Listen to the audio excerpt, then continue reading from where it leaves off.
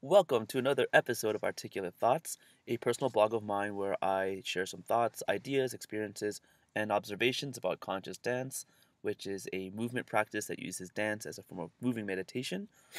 And today's episode is entitled Stick in the Mud, and is based off an experience that I had recently where I went to a dance and I was looking around and observing how other people were dancing, and that's one of the most fascinating things about going to a dance situation and just seeing how everyone moves differently or how everyone moves the same.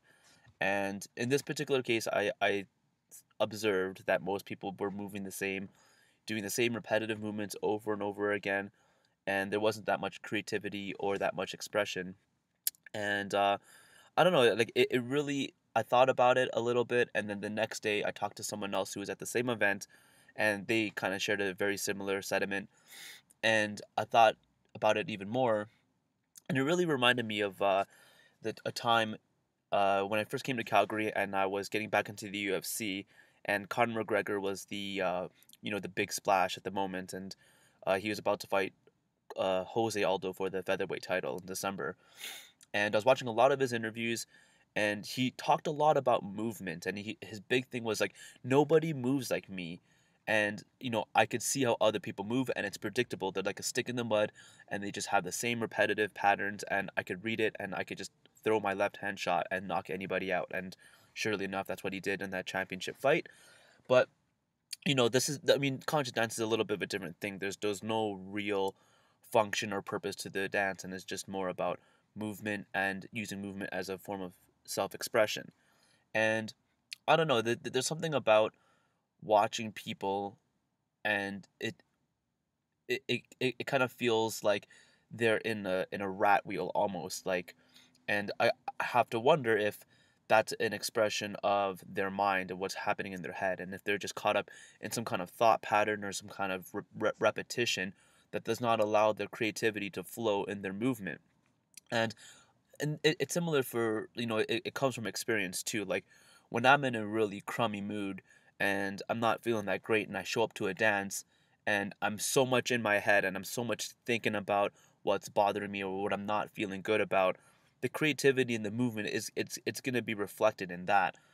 And I think that's kind of the magic for me in conscious dance, or just dance in general, where I've gotten to a point where I'm so comfortable in a certain set of movements, and then once I use that foundational base of movements, my go-to movements, like so to speak, I could use those as a way to elevate myself, and then my mind kind of lets go of those negative thought patterns a little bit, and then surely enough, I just I kind of ease into this space where I let the music take over, and I let the dance take over, and just let everything flow. And it's all about, the focus is now about what kind of movements can I execute that makes my body feel good, so then I could allow my mind to release whatever is like in that rat wheel.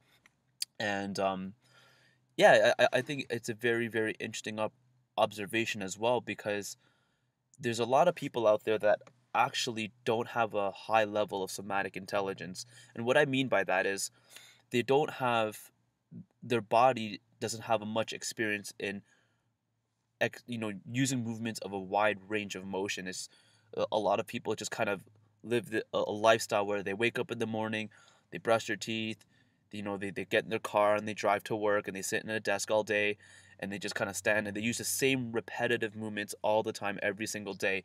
And even if they're exercising, maybe they go to the gym and they use these workout machines where they're using like the same, like, because when you use a weightlifting machine, the movement that your body is executing, it's the same exact angle, exact same weight.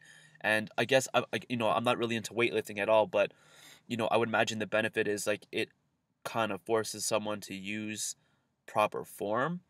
But in terms of like somatic intelligence, it doesn't really expand any sort of thought pattern or any neural pathway, because it's the same repetitive movement over and over again. So I was told by someone who's really into weightlifting, and he's more of an expert on this kind of topic.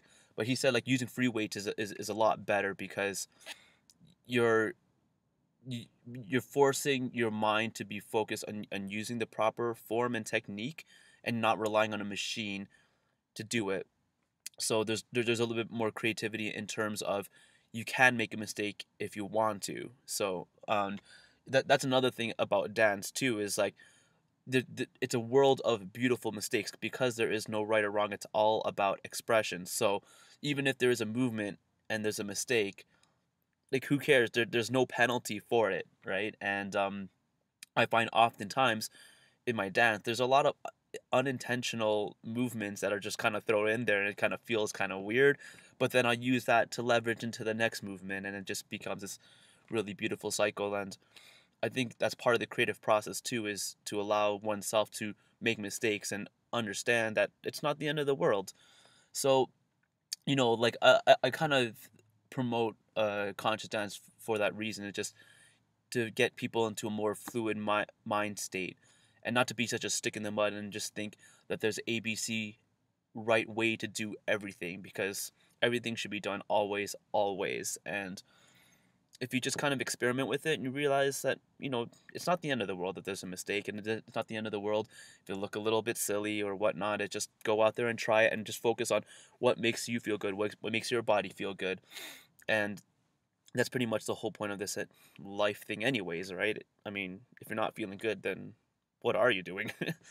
I don't know. Well, that's just kind of something to nibble on. And I'd like to thank anyone who's tuning in, and inshallah I'll see you on the dance floor.